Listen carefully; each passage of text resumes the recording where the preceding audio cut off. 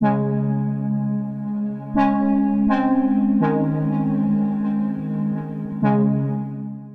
really play a very important role in the lifestyle of the people, because people have been living in certain traditions over a period of time.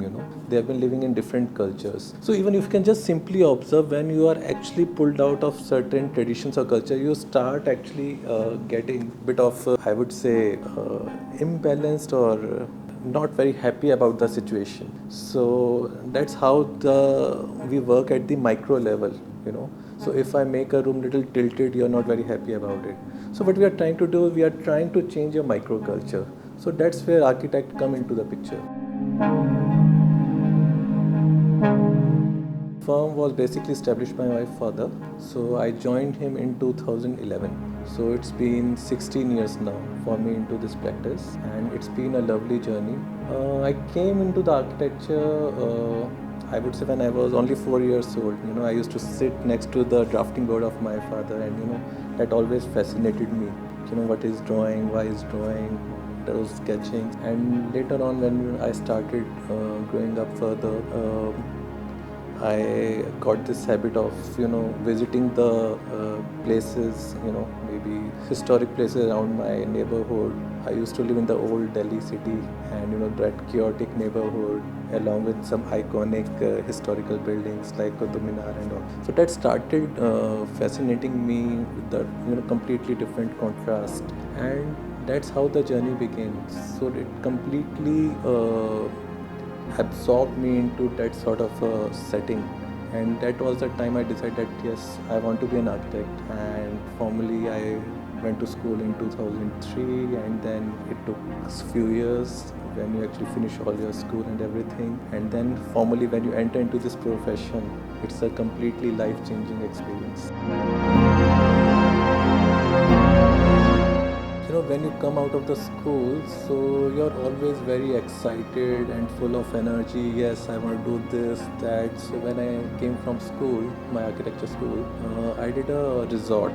So that was my first project in the hills, and I was lucky to have that project because that also got published later on. And I remember the times when everybody was working on this technical systems, computer. I was drawing it all with the hands, making practical models with hands. So it was a very different sort of a thing. And I have noted whenever you do your first project, it's always wonderful. You hardly get wrong into it. So because you put all your heart and energy into the project. So that was one project I really remember. Then later on I started doing some of the bigger high-end residential farmhouses, and that's how I started noticing the lifestyles of the people. That started changing the way I was looking at certain things, because you started communicating with different people or from different backgrounds. So I was meeting people from different cities, different cultures, different traditions, and I was got to look at how much diversity is there. So this idea actually becomes a little challenging. Being in India, being an architect, I think is not at all easy, because you got to challenge so many different people, different ideas, and you have to keep interacting to understand. There's so much of difference from north to south India and east to west India. So much of difference. So architect has to be on toes every time. So yes, it is challenging, but it is very interesting also. I have fond memories of how I used to live. I still remember those neighborhoods, those angans which we call courtyards, terraces which we call chhat. And later on, when I get into the studies, then I started, manifesting those ideas into my practice. That's how I understood why these, elements, architectural elements were there. So this is really how my subconscious mind started putting things on the paper, and it was really an interesting journey. That's the most essential part of any design we undertake, and because you need to know the needs of the people, what they really want from the whole house or whatever edifice they want to build. So that is the first thing we look at: their lifestyle, how they want to live, what they are expecting from us, and then there are multiple constraints. So we try not to directly jump onto the design, just develop and execute. We follow a very simple idea of understanding the client first. We try to spend some time with the client, know their lifestyle, know their style of living, and know what are their expectations, budgeting, styling of the building. So that's how we start working on it. So first we start working on the concepts. So unless the concepts are not completely finalized, we don't move further. So that's one area, and we spend a lot of time on the concepts. So maybe sometime it takes months, So we try to fulfill all the aspirations of client, and then we try to put it on the paper, making working drawings, making 3D models, and then start executing it. It changes with the client to client because all are not a residential project. We are also doing commercial project. We are also doing industrial. So all the projects have little difference in their process approach. So residential we have to involve more time, and it's a very personalized and customized project. While when we are doing public buildings, it's more for the masses. So the design approach is completely different. We try to engage a lot of people.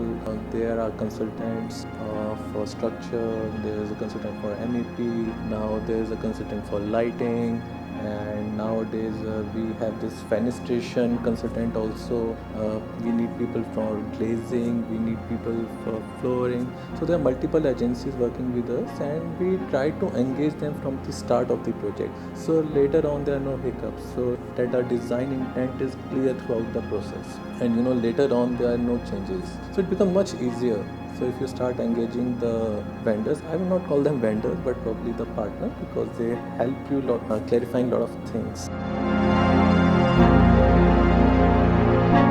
The first thing is I have to be very very clear with my intent, and then I have to put that very clearly on the paper, and then start engaging all the consultants or the team or the channel partners who are working along. So they are also clear what the last product will be. So there can't be a two-mind game. There cannot be changes. So the intent has to be very very clear. So that's how it becomes much more exciting, and I would say a nice concept for everyone to work upon, and everybody is anticipating a very very nice product. So that's how we try to engage everyone together.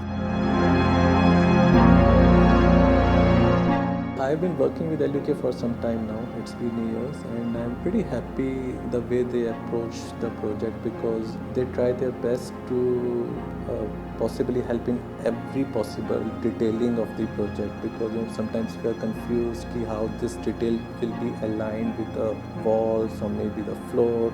So that's where these people come really helpful, and they are very much technically sound, I believe. They are also upgrading it every time.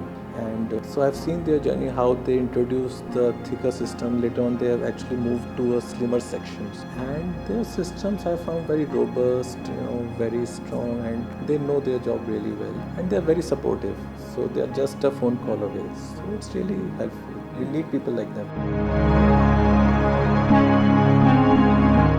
I think all these promises are given by a lot of companies, but it's the trust that comes over time. So that I realized over the years, if you coordinate well with these agencies, they are really, our work actually becomes very easy. And so for the clients, so they actually become more like a design partners. Sometimes we say, oh, we want this big glass, but we don't want to see the frame. So that's how the company really helps us. Over the period of time, the technology is changing very very fast, and I'm pretty hopeful that over next 10-20 years it will dramatically change with the AI coming into the picture. So you are just making images in seconds, and so we need a company where they are technically very strong, and they who can help or support us at every stage. So now the facades are changing so much. They are kinetic facades. Now there's parametric facades which are coming up. So these are not easy facades to make. And I believe the companies like AluK can really help in making these facades sustainable over a period of time, because it's not easy and to sustain for a longer time. It's by default. I believe, if we look at history, all our ancient buildings have been green. So it's just the period of time with the technology and the changing of traditions. But we still have the same lifestyle in a way. We still want to be comfortable inside the house, and it should be very intimate, or maybe the building should speak to you well. It should be interactive. So that's how the green buildings. I'll give you an example. Like we earlier we had this double walls insulated, but now we have this double glass unit, triple glass unit. So that's actually been manifested very nicely in the new technologies, and I think there's a pretty much scope in future also. There could be more advances in technology. I think it's growing like anything, because all the new buildings coming up, they are mostly glass is unavoidable. People just they are just not the glass building. They are more of interactive facades. So how they react with the climate is sometimes changing very drastically, and many times I've seen these buildings getting failed. So it is very important for these new technical companies to be very very sound, and yes, and I don't think it's changing much in terms of green technology. It is there, it's just we need to identify it and implement it. These ideas or the concepts of green building, maybe in the farmhouses or maybe some other public buildings, they actually make opportunity for us. We should look at them as a long-term investment. These buildings might be expensive initially, but in the longer run, they are much economical. Secondly, you have to stand or you run with the time, because if you don't, then you are outdated. All new projects, they might be diverse in their typology, but they do bring some opportunities also. So you are not in a very mundane sort of a routine. So whenever there's a new project, you are really excited, because it actually brings a lot of